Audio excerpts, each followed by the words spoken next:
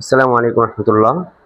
আমরা এখানে কলাম 1, 2, 3 এই তিনটা কলাম যোগ করে কলাম 1 এর সাথে কলাম 2 এবং 3 যোগ করে আমরা এখান থেকে হাজার হাজার বাক্য তৈরি করতে পারবো, যে সকল বাক্যগুলো আমরা দৈনন্দিন জীবনে ব্যবহার করি। সেটা কিভাবে? কলাম প্রথম প্রথম কলামে আমি অনেকগুলো প্রোনাউন্স সাবজেক্ট এগুলো নিয়ে এসেছি। আপনারা কলাম 1 এর সাথে এখানে দ্বিতীয় কলামে কিছু মডেল ভাব নিয়ে আসা হয়েছে। দ্বিতীয় কলামে এই মডেল ভাবগুলো যোগ, প্রথম কলামের সাথে দ্বিতীয় কলামের মডেল ভাব যোগ করে এবং এই দ্বিতীয় কলাম, প্রথম কলাম, দ্বিতীয় কলাম, তৃতীয় কলামের সাথে মেন ভাব যোগ করে বাক্য তৈরি করা যায়। সেটা সহজভাবে বললেই ভাবে যে আই ক্যান মানে আমি পারি। আর যখন আই ক্যান গো, গো যোগ করলে আই ক্যান গো আমি যেতে পারি। দে ক্যান গো তারা যেতে পারে। পিপল ক্যান গো মানুষ যেতে পারে। হি ক্যান গো সে যেতে পারে। শি ক্যান গো সে যেতে পারে। রহিম ক্যান গো রহিম যেতে পারে। দ্য বয় ক্যান গো ছেলেটি যেতে পারে। মাই ফ্রেন্ড ক্যান গো আমার বন্ধু যেতে পারে। ইউর ফাদার ক্যান গো তোমার বন্ধু যেতে পারে। এইভাবে প্রথম কলামের সবগুলো সাবজেক্টকে ক্যান এবং দ্বিতীয় কলামের ক্যান এবং তৃতীয় কলামের সব ভার্বের সাথে যোগ করে বাক্য তৈরি করা যায়। এমনইভাবে আমরা কুড়ের সাথেও প্রথম কলামের সবগুলো সাবজেক্টকে কুড়ের সাথে যোগ করে এবং দ্বিতীয় কলামের সবগুলো ভার্বের সাথে যোগ করে বাক্য তৈরি করতে পারবো। যেমন আই কুড গো আমি যেতে পারতাম। উই কুড গো আমরা যেতে পারতাম। ইউ কুড গো তুমি যেতে পারতে। দে কুড গো তারা যেতে পারতো।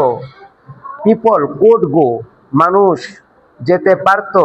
হি কুড গো সে যেতে পারতো। শি কুড গো সে যেতে পারতো। রহিম কুড গো রহিম যেতে পারতো। দ্য বয় কুড গো ছেলেটি যেতে পারতো। মাই ফ্রেন্ড কুড গো আমার বন্ধু যেতে পারতো। ইয়োর ফাদার কুড গো তোমার বন্ধু যেতে পারতো। এমনইভাবে কুডের সাথে বাক্য তৈরি করা গেল। আমরা যদি চাই প্রথম কলামের প্রথম কলামের সব সাবজেক্টগুলোকে দ্বিতীয় কলামের সুরের সাথে যোগ করে এবং তৃতীয় কলামের সব ভার্বের সাথে যোগ করে বাক্য তৈরি করতে যদি চাই সেটাও পারবো। এটাই ভাবে যে আই শুড গো আমার যাওয়া উচিত। উই শুড গো আমাদের যাওয়া উচিত। ইউ শুড গো তোমার যাওয়া উচিত। দে শুড গো তাদের যাওয়া উচিত। পিপল শুড গো মানুষের যাওয়া উচিত। এইভাবে সবগুলো যোগ করবো আর কি। এমনভাবে উইলের সাথে সব প্রথম কলামের সব সাবজেক্ট দ্বিতীয় কলামের উইলের সাথে যোগ করেও তৃতীয় কলামের সব ভার্ব দিয়ে মিলে বাক্য তৈরি করা যাবে। যেমন আই উইল গো আমি যাব। উই উইল গো আমরা যাব। ইউ উইল গো তুমি যাবে। দে উইল গো তারা যাবে। পিপল উইল গো মানুষ যাবে। এভাবে বাক্য তৈরি করা যাবে। এমনইভাবে দ্বিতীয় কলামের মেয়ের সাথে প্রথম কলামের সব সাবজেক্ট এবং তৃতীয় কলামের সব ভার্ব যোগ করেও বাক্য তৈরি করা যায়। যেমন আই মে গো আমি হয়তো যাব। উই মে গো আমরা হয়তো যাব। এখানে অর্থ দুইভাবে করা যায়, আমরা হয়তো যাব অথবা আমরা যেতে পারি। ইউ মে গো তুমি হয়তো যাবে।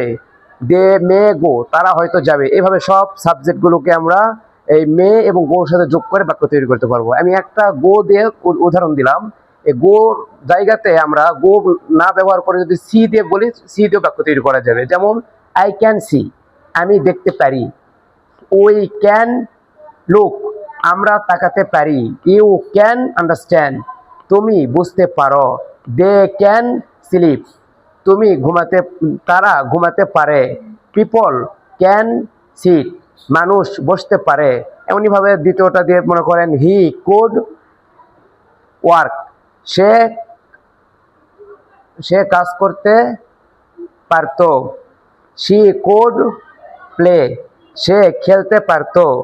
রাহিম শুড সিট রাহিমের বসা উচিত।